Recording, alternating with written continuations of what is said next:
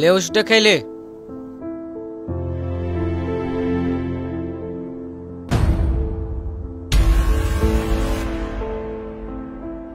ले ওষুধটা খেলে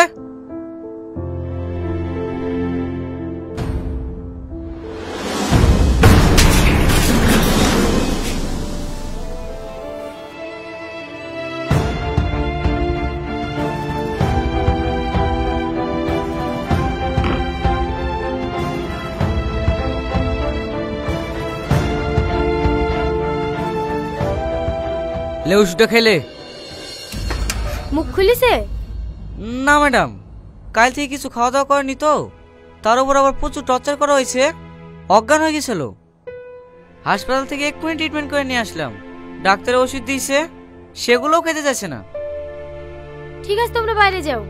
আমি দেখছি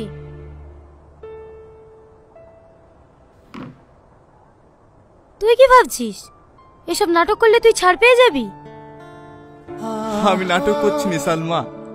তোমরা যদি আমাকে মেরেও ফেলো না তবু আমি শুধু একটা কথাই বলবো আমি এসবের কিচ্ছু জানিনি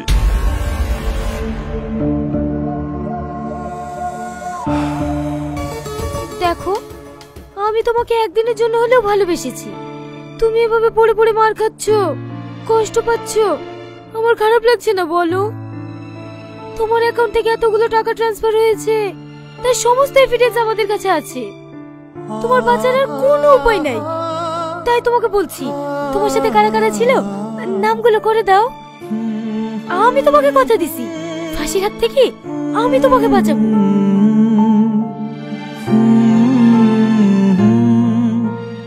আচ্ছা সালমা আমি যদি শব্দ স্বীকার করিলি তুমি খুশি হবা হ্যাঁ তোমার সাথে কারা কারা ছিল বলো কেউ ছিল না সমস্ত কাজ আমি একাই করতাম এবার তুমি খুশি তো নাটক নাটক করছে নাটক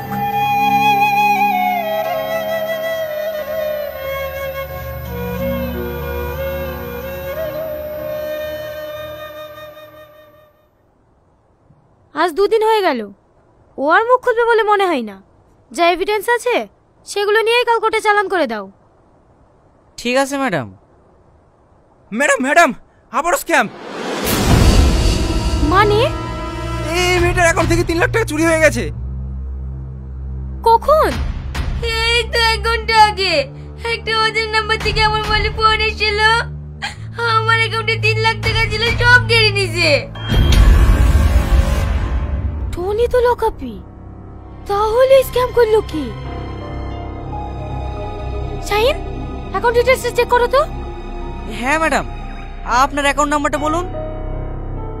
এই দেখেন এইখানে লেখা আছে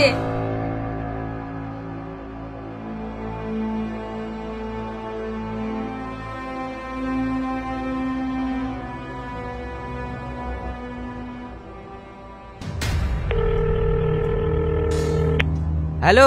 আপনাকে একটা অ্যাকাউন্ট নাম্বার পাঠালাম এই অ্যাকাউন্ট থেকে 1 ঘন্টা আগে 3 লক্ষ টাকা ট্রান্সফার হয়েছে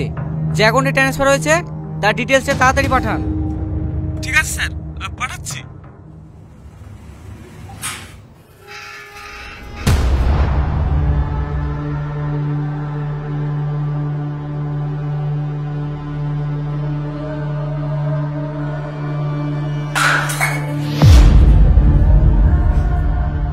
ম্যাডাম টনি